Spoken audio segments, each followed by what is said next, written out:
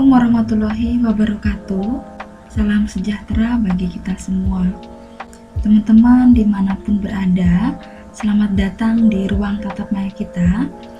Hari ini kita akan belajar materi tentang salah satu mata kuliah di Universitas Terbuka, yaitu mata kuliah Penelitian Tindakan Kelas IDIK 4008, yang kebetulan saat ini saya sedang belajar atau mempelajari tentang mata kuliah ini.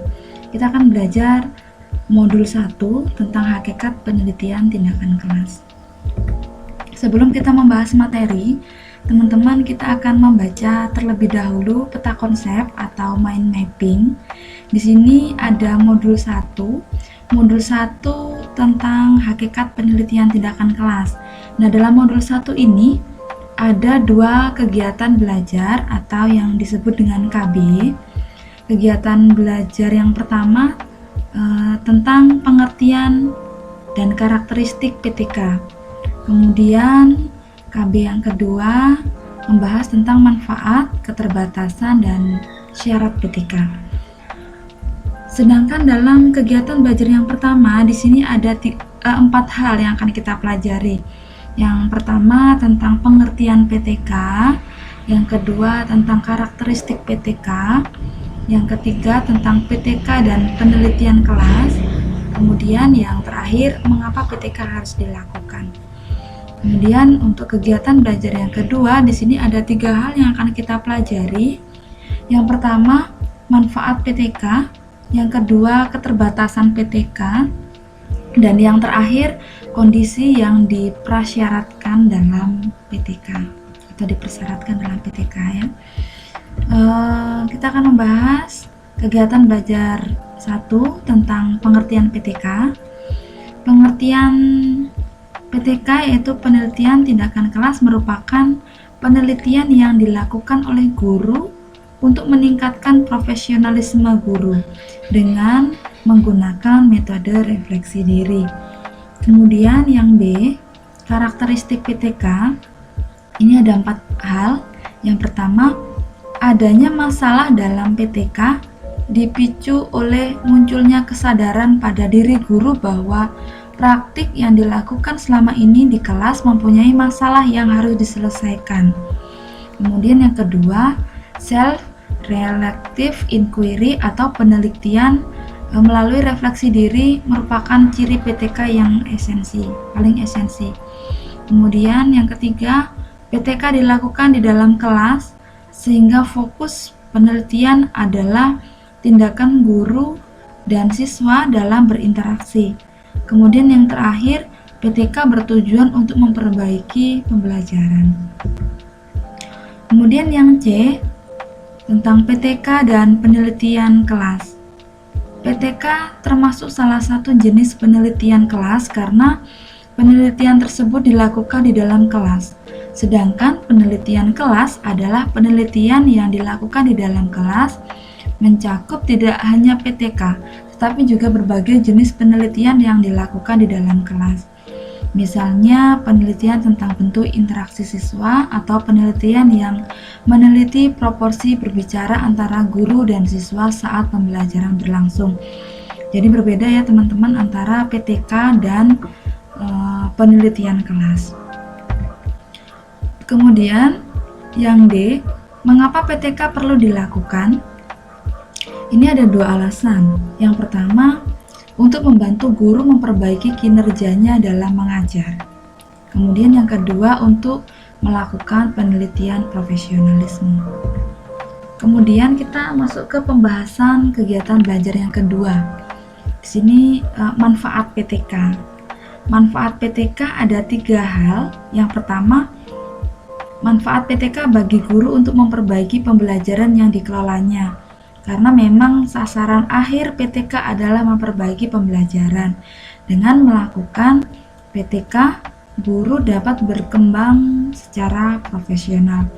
Nah, ini manfaatnya bagi guru. Jadi kalau guru itu sudah mengetahui kesalahannya, kemudian bagaimana cara memperbaikinya, akan jauh lebih baik dari sebelumnya. Jadi kegiatan belajarnya juga akan lebih baik dari hari ke hari. Kemudian yang kedua, manfaat PTK bagi siswa adalah memperbaiki hasil belajar agar lebih meningkat. Jadi bukan hanya bagi guru ya teman-teman, manfaatnya bagi siswa juga untuk memperbaiki pembelajaran siswa lebih baik, lebih meningkat.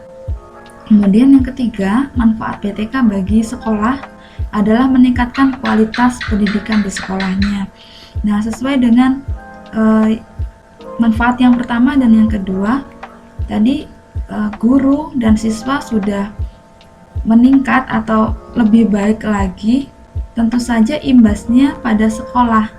Jadi kalau gurunya semakin hari semakin baik dan muridnya juga pembelajarannya meningkat, tentu saja kualitas pendidikan di sekolah tersebut menjadi lebih baik, jauh lebih mantap ya. Kemudian yang B, tentang keterbatasan PTK, ini ada dua hal. Yang pertama, validitas PTK atau kesahihan PTK sebagai peneliti ilmiah masih sering dipertanyakan. Kemudian yang kedua, generalisasi PTK tidak dapat digeneralisasikan karena memang hasil tersebut hanya terkait dengan siswa dalam kelas tertentu. Kemudian ini yang C, yang terakhir, kondisi yang dipersyaratkan atau dipersyaratkan dalam PTK ini ada 7 hal.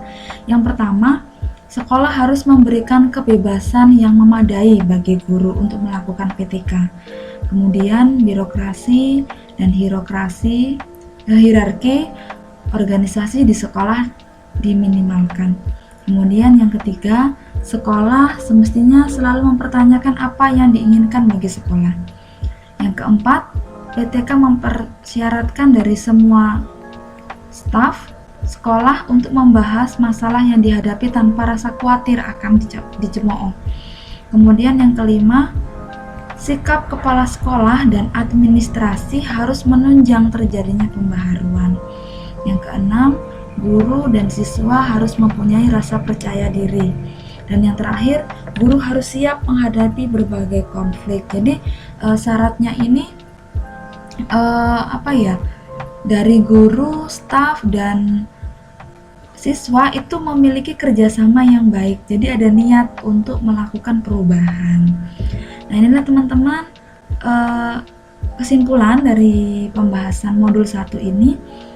PTK memerlukan berbagai kondisi agar dapat berlangsung dengan baik dan melembaga. Kondisi tersebut yaitu dukungan dari semua personil di sekolah, iklim yang terbuka, dan memberikan kebebasan kepada guru untuk berinovasi, berdiskusi, berkolaborasi, dan saling mempercayai di antara personil sekolah dan saling percaya antara guru dan siswa. Demikian teman-teman yang dapat saya sampaikan dalam modul 1 penelitian tindakan kelas ini. Semoga bermanfaat dan semoga teman-teman bisa memahami secara pribadi. Dan terima kasih. Saya akhiri. Assalamualaikum warahmatullahi wabarakatuh. Salam sejahtera bagi kita semua.